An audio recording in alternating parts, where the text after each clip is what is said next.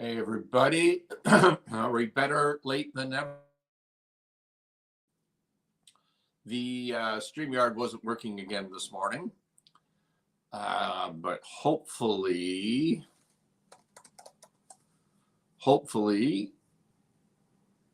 this is good. I think we're good. We're live on Facebook, LinkedIn, YouTube, X, Instagram.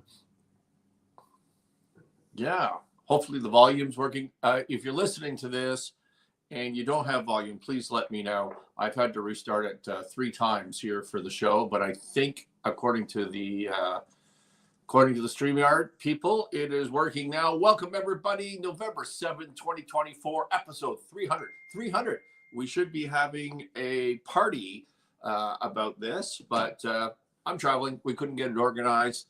By the way, I missed the show yesterday because I traveled here to Toronto and my luggage did not show up, and that was what they call a shit show in the morning, trying to get organized on luggage issues. And now I'm in this whole hotel here, so that's the appearance that you're seeing. We're not in our sweet studio out west anymore. Welcome to Mornings with Scott. We used to say this was the best damn business show for medium and small businesses on the planet, but now we're going to say the business show that wins the popular vote every day. Every day we win the popular vote. So there you go. What an election. What an elections. And congratulations to America. Look, there's no business news going on at all. I look at the news yesterday. That's the way I prepare for this show. So at nighttime I do that. Early in the morning I do that. I review for updates in the morning. There's nothing but election talk going on right now. So that's what we're going to talk about as well. This election win was so decisive. It was too big to rig.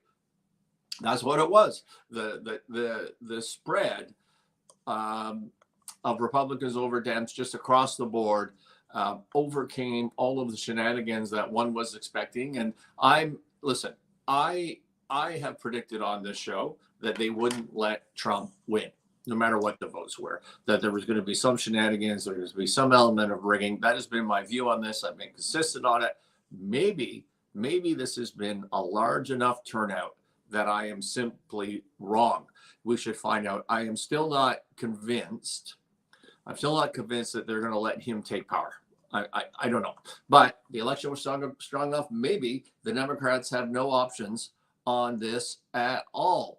Ashley says she's watching on a text she just sent me, but I don't see her anywhere and I don't see a comment from her. So I don't know. Ashley, is the sound working? You need to let me know, please. Thank you for that. So just as an aside on this election, did you know that Kamala Harris raised $1 billion. She raised $1 billion for her campaign, and she is such a money man. How do you lose with $1 billion to spend on an election? And she raises $1 billion, and she ended the campaign $20 million in debt.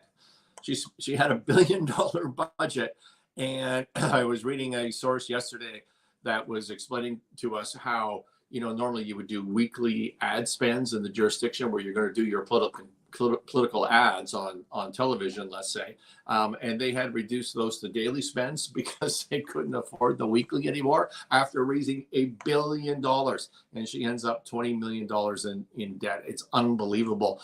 And most of the news yesterday that I was listening to, hoping to find a good business story for you, was about Democrats just blowing up and pointing fingers as so they're trying to evaluate who to blame, and who they decided was not to blame was themselves. Definitely nothing to do with that.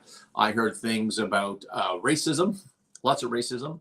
Americans aren't ready to vote for someone in a mixed marriage, notwithstanding J.D. Vance is white and has an Indian wife, but nope, we're not ready to vote for a mixed marriage. Lots of misogyny going on. Other things to blame. The watching on Facebook, this sounds great. Oh, thank God! What a drill it's been to get this thing working today. She ran a quote unquote perfect campaign. Yes, it was perfect. Thank you for that. Always be broke. What else was there? Voter stupidity. You're just an idiot. You shouldn't be voting for him. You're stupid. Biden is to blame. He shouldn't have run again at all. No mention of whether they should have actually held a primary. Nothing about that. He shouldn't have run again. And also he's to blame because he should have dropped out sooner, notwithstanding that she had lunch with him every single week. And he was, as Joe Scarborough said, the best version of Biden there has ever been. Also, what else here? Voters don't understand. They don't understand how good they have it. Like, I don't understand why we keep giving this positive message about how the economy is so good, and just because you can't afford to eat, you're not paying attention. We've been communicating this, and it's not sinking in with you. None of the excuses were about issues and the fact that Kamala had no issues, and none of them were about Kamala being an airhead. So I think that maybe there's going to be some more self-reflections there. Look, I'm really hopeful. I've said that I'm skeptical. I didn't think they were going to let him win, that there's going to be some shenanigans, but I just think maybe this has just been too big, and I am hopeful. I'm hopeful of the golden age. I think it's going to happen, and I'm an investor. I invested in businesses in the U.S., and I'm going to, if she had won, I was going to really think my U.S. strategy, rethink the whole thing. But I'm stoked this morning, as they say in the part of the world where I come from. And the market seemed to agree with me. Yesterday, the S&P popped 2.1% on a pro-growth agenda. Gold was down yesterday just a little bit. But why? Why would gold be down? Because people in general, investors in general, think there could be less inflation. Gold is primarily a hedge for inflation. It's a hedge for chaos. The chances of us heading into World War III are a lot less than they were 2 days ago. So that's cool. Oil was down 1.2% yesterday. Why? Because they think there's going to be lower energy costs. Why? Deregulation and an excitement about and a new commitment to becoming energy independent in the U.S. and loosening up. It's mostly about regulation. So we shall see. We shall see how that goes. But oil was down. The portfolio that I and you, if you're listening, have been building on this show. Remember, I am not a financial advisor. I'm not telling you what to invest in. I'm neither qualified nor I don't want to say competent. What's the word that I'm looking for? Registered.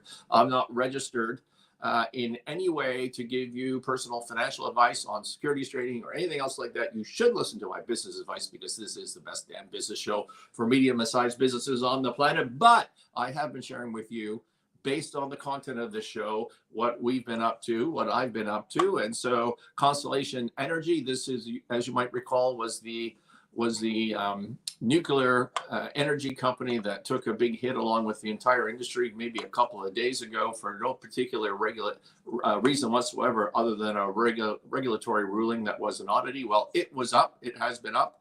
Starbucks was down yesterday, although they rebounded this morning. And Starbucks being down is good for me. If you recall, the hypothesis there was to be short on Starbucks because of it's heading into a turnaround. And although it appears to have a great new CEO who's going to just be terrific on the turnaround, according to his opening statement, I'm not saying that he said he's going to be terrific. I'm saying that was the best opening statement I've ever heard for a company going through a transition. But there's going to be a bit of pain as the market wakes up and says, holy damn, that is a turnaround. So we're short that. Donald Trump media, whatever, the stock symbol DJT, was way up yesterday, which is bad for me. This seems to be the one bad trade we've made. If you recall, the hypothesis was that after that heading into the election, that was going to be the most user engagement on that platform ever. And then after the election, no matter if he wins or loses, the engagement's going to start to drop, because who cares? And we got other things to do with our lives. We will see if that holds up. But I took that short position when I told you I would. Like it was at the absolute bottom, and it's gone up like multiples since then. And so it was down. Yes, it was up yesterday again, but it was down heavy this morning. But I mean, it can go down heavy, and it still needs to go a lot more before it helps me out. Kinaxis Software, we talked about that company. Was up yesterday, good for me. And US Steel, way up. If you recall, This is both Trump and Harris took the position that U.S. Steel could not sell for like $20 above market to the Japanese steel company because it's in Pennsylvania. And our view on this was that was just politics for the election. And that's going to go away after the election. I did the trade, but we talked about options, and that's been up like 600%, I think, since I did that trade. It covers up a lot of other problems. Anything on Instagram I need to look at? Nope. All right. So there was no business news today to talk about, but if you're in Canada, the Globe and Mail reports, well, let's just say everybody in Canada in the news has incredible stress and angst about Trump winning. And the general idea here is that from a business perspective, we Canadians, we sell into the U.S. market. I think that's like 70% of our exports is into the U.S. market. And we are egotistical enough that we think we need some sort of special deal just for being us. We don't have to earn that into the U.S. market. And so the Globe and Mail this morning had an article about exactly this angst that Canadians are feeling. Always be right. We'd love to hear your take on the outlook for the Canadian peso. Yeah, well, we're going to talk about that right now. So I think Always Be Broke is asking you about the view on the Canadian dollar, and the Canadian dollar ties to energy and it ties to commodities. But I think my view is where I'm heading with all this is everything depends on a Canadian election. Who is our leadership going to be? Because I think there's tremendous opportunity here, and I think there's tremendous opportunity just to fuck everything up. And with our current administration here in Canada, that is exactly what we are going to do, and the dollar will drop if that's the case. But there's also an opportunity with a change with somebody who's competent. And I don't know that Pierre Poilievre, the Conservative leader, is competent. I'm not saying he's not. I'm just saying I don't really know that much about him. But what I do know is he's the leader of the Conservatives, and it can't be the Liberals because they're clearly incompetent and have been for a long time, and Canadians have been paying the price. So there's only one other choice, and the choice is Poilievre, and we have to hope that he's able to execute. So Globe and Mail is so stressed about this. They wrote an article that was 1,286 words. Now, why do I know that? The way I prepare for this show is I have my phone out and I'm reading through the news. I go, oh, there's an article. I'm going to cut and paste that into my show notes. And then I'm just going to highlight the things that I want to pick out of there. Maybe I'm going to read some of the article. Maybe I'm not. So I scroll through my phone and I have to do the cut and paste on the touch screen. And it took me, I was scrolling for like 15 minutes to try to cut and paste this damn article on the Globe and Mail. It just goes on and on and on. I will try not to read the whole thing for you. But it does start off with Canada's economy could face major headwinds from the second election of Donald Trump as U.S. president, with the threat of trade wars, tariffs, bruising negotiations. Do you think there will be bruising negotiations of the North American Free Trade Agreement, all expected to stifle Canadian exports and dampen business investment on this side of the border, being the Canadian side of the border? Don't forget, this is the Globe and Mail report on business is the Canadian Wall Street Journal. And this is not just some weird, obscure rag. This is all we get in Canada. So that's where they start off. There's going to be major headwinds. Mr. Trump campaigned on a protectionist platform. Did he? Did he campaign on a protectionist platform with the tit for tat retaliation from other countries? He did not. He campaigned on a platform of fair trade. For example, with China. China can import all its vehicles, electric and otherwise, into all of its goods into America with a low, used to be on his first administration, 0 tariffs. And then he put in tariffs, and Biden kept those tariffs in place, but they're still low tariffs. But you can't do that reciprocally. Canadians can't sell into China. We just can't, because the tariffs are just too incredible to be able to make that practical. And so you have this, and they're dumping. They dump steel, for example. That was a big issue that we covered a couple of weeks ago, as I recall. And as a steel buyer, or formerly a steel buyer, the dumping and the duties issues was a big deal. And so what he's trying to do, as we've said 100 times, he's not trying to be protectionist. I guarantee you that Trump would be totally okay with no tariffs at all, as long as it was reciprocal. Okay, so that's the tariffs are a negotiation tool. He has said that over and over. It's not about protectionists. It's about, just remember, America has the market. They have, everybody forgets this, but they've got, what do we got in the US now? 350 some odd million, 330 million people, relatively wealthy compared to the rest of the world, or the wealthiest compared to the rest of the world. They buy common goods, right? They act as a common market. This is who you want to sell with. Anywhere in the world, the big customer is the US. And that is a huge, huge advantage in a negotiation. And it has nothing to do with protectionism. It has to do with bringing back the manufacturing sector in the middle of America in particular. And it has to do with having fair trade, access to other markets.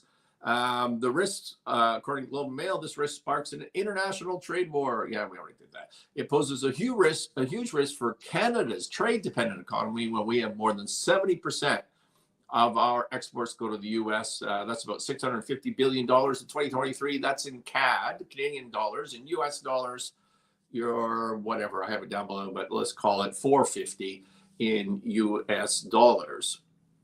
So they are our biggest customer. Here's another bit of angst. Mr. Trump is also promising to run the U.S. economy hot. I've never heard that expression before. I like it a lot. What does hot mean? Well, there's going to be deeper corporate tax cuts and a push for deregulation. So so that's got to be bad. Like, why don't we just regulate the economy into some sort of recession or depression, as we have been doing? And we as Canadians should all be fearful that that's no longer going to happen in the US, where it's very much happening in Canada. That's been a large part of the Trudeau regime here, combined with tariffs that could fuel inflation. Wrong. Tariffs will not fuel inflation. And increase global borrowing costs. Again, wrong. Which take their cue from US interest rates. Companies, quote, have to be ready for chaos and the unpredictable, end quote, said Jesse Goldman, a partner at the law firm Osler, Hoskin and Harcourt LLP, who focuses on trade issues. Do you know who you should not listen to for economic and business advice? Do you need a minute? Do you need to think about that for a second? You should not listen to Osler, Hoskin, Harcourt, or pretty much any lawyer. There's some good lawyers. There's great lawyers. There's a friend of the show, a couple of friends of the show who are lawyers who have been on the show, and they give fantastic business advice. I'm not sure that Jesse Goldman is the right way to go for your economic news on this. This is very much going, the quote, very much going to be about America alone. Is it?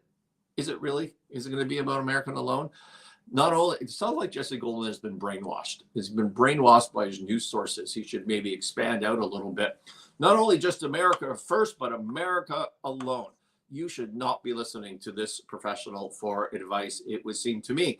In some ways, Canada has been through this before. After Mr. Trump was elected in 2016, he slapped a 25% tariff on Canadian steel and aluminum and threatened to rip up the North American trade agreement. When you are entering into a negotiation, trade agreement, any difficult negotiation, including in your business, should you start that negotiation by saying, hey, everything's pretty awesome, I'd just like to maybe tweak a little bit of that. Would that be okay with you? Can I tweak a little bit on this? Or do you start with, I'm going to tear up this agreement and we're going to start from scratch because you've been screwing me? Like, which way do you enter the negotiation? I do not understand why people do not understand how to negotiate, and Canada doesn't understand how to negotiate. And in that negotiation, we had Chrystia Friedland, who we're going to talk about more in a minute. And she goes to a negotiation in Washington on this deal that they renegotiated back in whatever, 2017, 2018, somewhere in there. And she gives a public speech entering the negotiation, slamming Trump for being a protectionist and a fascist. I forget what the line was at the time. A misogynist and racist, just went on and on and on and on. Okay, I'm here to negotiate the deal. And then she comes back, never forget this. She comes back to Canada and she says, we won. We won the negotiation. Why did we win? Because we lost less than we thought we were going to lose going into it. Making American companies hire legal immigrant citizens. That's the internal tax rather than income taxes, as Vance proposed. Brilliant move. Sorry, I'm not sure I grabbed the making hire illegal citizens. That's the internal tax rather. Okay, I'm not fully following that one. Apologies. So I'm not going to comment on that. How a second Trump presidency could affect Canada's economy? Well, this time around, a lot will depend on who's advising Mr. Trump on trade and other economic issues, said the chief economist of the Export Development Corporation. Do you think that's true? Export Development Canada. Is that the name of EDC? I always thought it was a corporation. I don't know. Anyways, this is like a crown corporation, a government company that provides insurance products for Canadian exporters, and other financing to Canadian exporters. And so their chief economist here is saying, well, it depends who Trump surrounds himself with. Is that true? Is that true? Do you think Trump can't make up his own mind? Seems to me he knows exactly what he's doing. And also, if we're worried about who he surrounded himself with, take a look at the team. Take a look at the team that was elected last night. He had Vivek. He's got his VP, who just seems like outstanding and brilliant. So both him and Vivek are really smart guys. He's got Elon Musk. He's got David Sachs from the All In Pod, who's brilliant. He's got all sorts of really, really successful business people on his side, and other good bureaucrats on his side. So I don't think we need to worry either in the US or in Canada that there will be, or hope in Canada that there will be a weak team, because there will not be a weak team. But Trump is strong enough on his own, clearly, to be able to make the decisions and set the direction. Control over the House of Representatives remains up in the air. This article is a day old. I haven't heard this morning, but I'm certain that they're going to take the House as well. Here we go. University of Calgary economist Trevor Tombe, Tombe, hope I said that correctly, estimated in a recent report that a 10% tariff combined with retaliation from other countries could shave $45 billion off the Canadian economy and lead to a 1.6% drop in productivity. Desjardins economist basically said the same thing, that we could drop by 1.7% off the GDP in Canada. In other words, these economists are predicting we're going to head into a significant recession, and that will kill us. It will kill the Canadian dollar, always be broke, and that's what's going to happen. Although most of the complaints about the trade agreement have focused on Mexican cars and the possibility that China has shipped goods through Mexico to skirt American tariffs, the U.S. is also likely to push for more access to Canadian supply-managed agricultural sectors and for rules. By the way, this agricultural sector, this is just a pet peeve of everybody, both sides of the border. This really boils down to dairy, the dairy cartel in Quebec, the pet peeve of Maxime Bernier, who wants to get rid of that, and that every Canadian government has been protecting these dairy farmers forever. I suspect this also leads into softwood lumber from BC, another issue in trade with the U.S.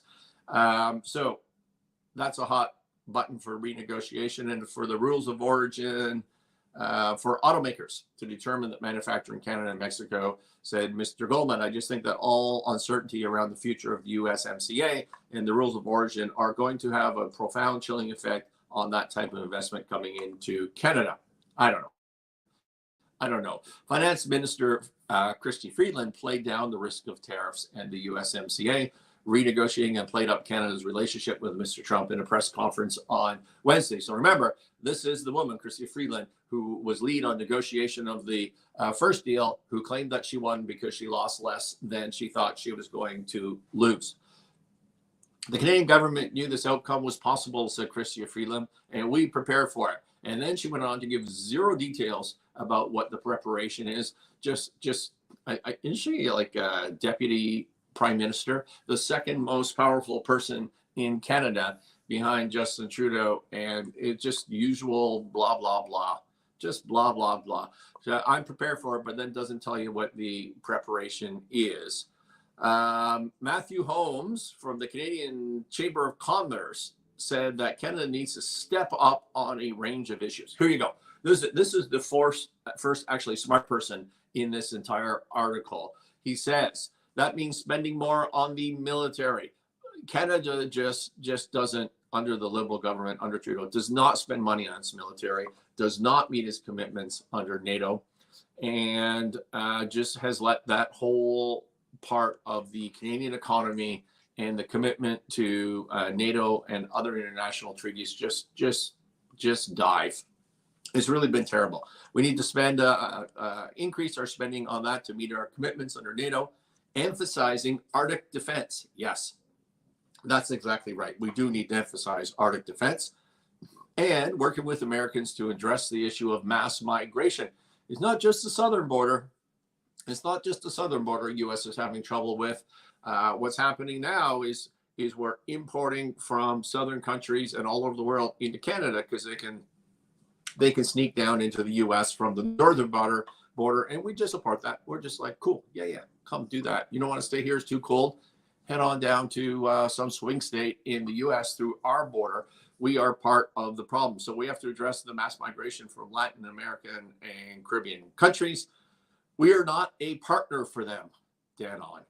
And we don't have a hope of starting a trade discussion. Exactly. Which is why the answer to the question as to what's going to happen to Canada depends entirely on a Canadian election and having a government that is a partner for our largest customer. And we, in turn, are America's largest customer. We need to have a partnership in the auto sector. It really operates as a North American, not a U.S. and American auto sector, but a North American. Is very integrated. And we need to have a partnership on all matters. And we can do that. We can do that because we're their biggest customer as well. That said, the declining qualities, this is on energy now, of reserves in the U.S. shale fields make a sudden uptick in production unlikely. And the decision whether to crank up production will ultimately fall to businesses, not Trump, said Eric Nuttall, a partner and senior portfolio manager with 9 Point Partners LP. You remember 9 Point? Remember 9 Point? We talked about them a couple of shows ago with respect to the bridging finance fraud going on, and 9 Point was peripherally involved in some. I don't think 9 Point had anything to do with it. I've met a couple of guys over there, seem like really good people. I'm not trying to suggest to them at all, but they just keep popping up in the news cycle here. Anyways, this is just dead wrong, Eric. I'm sorry to say that. And the reason is because the immediate uptick is going to be from deregulation and supporting of transportation, i.e. pipelines and other things along that line, because you can get a lease, but you can't produce because you don't have permits. And that's how they do it. That's how the Biden-Harris administration and the Liberal government in Canada kill you. It is with taxation, but mostly with regulation. We don't have to say we want to not support shale. Fracking. We don't have to say we don't want to support fracking. We're just gonna do some behind the scenes regulation and just make it completely impractical for you to get a permit and to get financing. You know, it's actually a 1-2 punch. So you can't finance deals, you can't finance new drilling, you can't finance really anything in the sector for a long, long time. That's been going on under the administration and the regulation. The regulation just kills them. So I agree with this person from the Canadian Chamber of Commerce, which is probably unusual, but I do. Where are we on time? Oh, we're running out of time. Look at this. It just goes on and on and on in this article. It says Trump has been harshly critical of investments in the electric vehicle sector. Have they? I mean, Elon Musk is his primary guy on this. Like, he hasn't been harsh on investments in the EV sector. What he's been harsh on is mandates saying you've got to get rid of every other vehicle and move to EV when you've got every U.S. manufacturer losing billions, car company losing billions and billions trying to produce vehicles because the market doesn't want the EV cars. Some of them do. I mean, some of those, like the Teslas, are amazing. I love them, but I don't own one because I live in a cold, mountainous, four-wheel drive environment. It is not practical for me, okay? And for many, many people, that's the case. So he's not against those productions. He's against mandates, which is what it should be. While the risk of the Canadian company and business abound, there are opportunities as well, said Mr. Bergman of EDC. A strong U.S. economy juiced by tax cuts usually increases the demand for Canadian exports, and there will be a stronger U.S. dollar, which means a weaker Canadian dollar. That should make Canadian exports more competitive. By the way, well, I was going to say those articles internally inconsistent, but we're just spending too much time on this. I do think that the U.S. dollar will become stronger, but I do think interest rates will be cut. So it's hard to see where that's going to go. And don't forget that there is no real, in the grand scheme of things, market for the Canadian dollar. It's more, our Canadian dollar is more a function of how the U.S. dollar is going and how commodities are going. Oil in particular. And so I think what's going to happen here is if we continue with a little liberal government, things are going to decline in Canada significantly.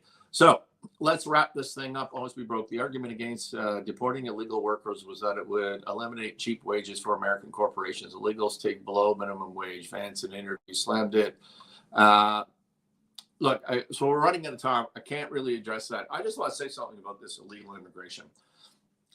Somebody asked me yesterday about Canadian immigration and what we're going to do there. My view is, we have a declining birth rate. I'm all for immigration. I'm for aggressive immigration, but immigration should be mathematical. It should be, we want to manage our GDP growth, and we want to, and for that, we need a certain number of people, and we don't have them ourselves.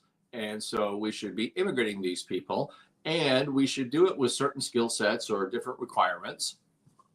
And you can actually break down, somebody in the government should do a mathematical analysis, an economic analysis about the math. And used to say, well, we should immigrate so many people to Canada or to the US all the time. I don't care if the Canadian population goes to 100 million people. We have so much empty land, it's unbelievable. What we care about is this mass migration of people who are unvetted, and we don't have the infrastructure for them, and there is no plan. The plan is to suck resources away from Canadian or away from Americans to fund all these people that we don't know who they are, and they can't possibly get good paying jobs because we don't have the infrastructure. We don't have the housing. We don't have the healthcare system. We don't have anything to support these people because there's no investment in the infrastructure. There is no plan. I am super pro immigration. I think we all should be. It's good for investment. It's good for business. But, and this whole, I think this whole cheap labor thing is true to some extent, but I also think it's just a red herring. That's the word that I'm looking for. My problem with the mass migration and the illegal immigration is the commingling it with real immigration, with legal immigration, and making us think that it's the same thing when it's not. You can be super pro immigration, and you can also be against illegal immigration. Why do we force migrants to sell their souls and bodies to the cartel and to travel across the Rio Grande and probably drown to enter the U.S.? Like, why? Why are we doing that? Does that seem humane? There are 300,000 children missing in the U.S. Now, that doesn't mean that they're all in some sort of slave labor or sex trade, but some of them are, and one is too many. Right? One is too many. I don't know why nobody asks Joe Biden how many is okay for them, these children to be lost. It's just incredible. So here's the bottom line. I gotta cut and run on this. We are the U.S.'s largest customer. We have negotiation strength in Canada. What we need is a government that is competent to negotiate. We have a lot of leverage. And as I said, we're the largest customer of the US, but also, you know, a lot of those swing states, those manufacturing swing states that went for Trump, are the ones that we buy from, right? So we need a focused, hard negotiation to the extent that it comes to that. And if we have leadership, I think we're going to be great. I think that's what's going to happen. Have I answered everybody's questions here to the best of my ability in the time that I have? I think I have. I don't see anything on Instagram. Thank you, everybody, for listening. This has been a technical challenge to get this up and running, but I'm glad we did it. And I apologize for being late. I will see you tomorrow, 8:30 Mountain.